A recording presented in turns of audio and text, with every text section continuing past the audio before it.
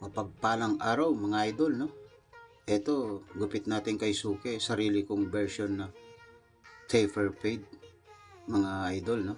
Eto, gamit na tayo ng 0.5 na guard, then 0 close.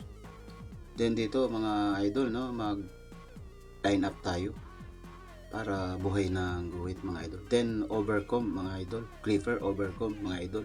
Tanggal lang natin ang kantuan mga idol, no? Para konti na lang ang guntingin natin mamaya mga idol. Yan. Then dito sa likurang bahagi na mga idol, number 2 guard. Same process lang din mga idol. Ganyan lang mga idol. Then line up uli mga idol. Iyon. Unti-unti nang nabubuhay mga idol. Then 0.5 uli, halfway lang mga idol. Hagurin lang natin pataas para hindi mauka mga idol, no? Iyan. Then 0, halfway lang mga idol. 0, close open lang yan mga idol. Then detailer mga idol para makinis na yung bandang ilalim mga idol. Hindi na natin kailangan ahitin yan mga idol. Sagad na yung detailer na yan mga idol, no? Maganda yung made show M10. Then dito mga idol, same process din, kagaya ng kabila lang mga idol. Gumamit tayo number 2, then line up, then 0.5 guard mga idol, halfway. Yun, 0, close open mga idol, no?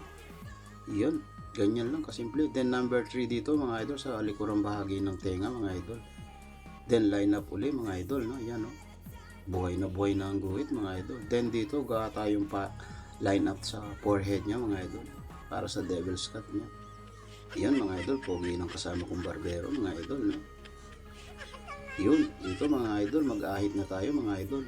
Yan, lagi kong pinapaalala mga idol, kakapwa akong mga barbero mga idol. Kailangan talaga dito mga idol, maganang kamay sa pag-ahit para hindi masugatan si Suki mga idol. Iyon, banayad lang ang hagod mga idol sa pag-ahit.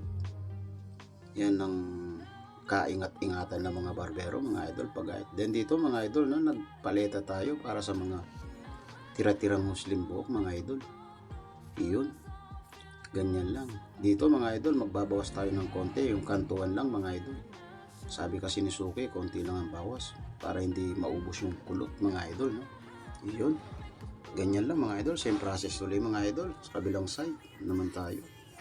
Then paleta uli mga idol.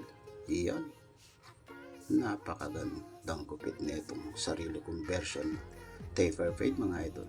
Then yan, pogi ng barbero mga idol, no? Pero hindi siya gwapo. Tumawa siya, narinig niya ako. Iyon, konting bawas lang din sa taas mga idol.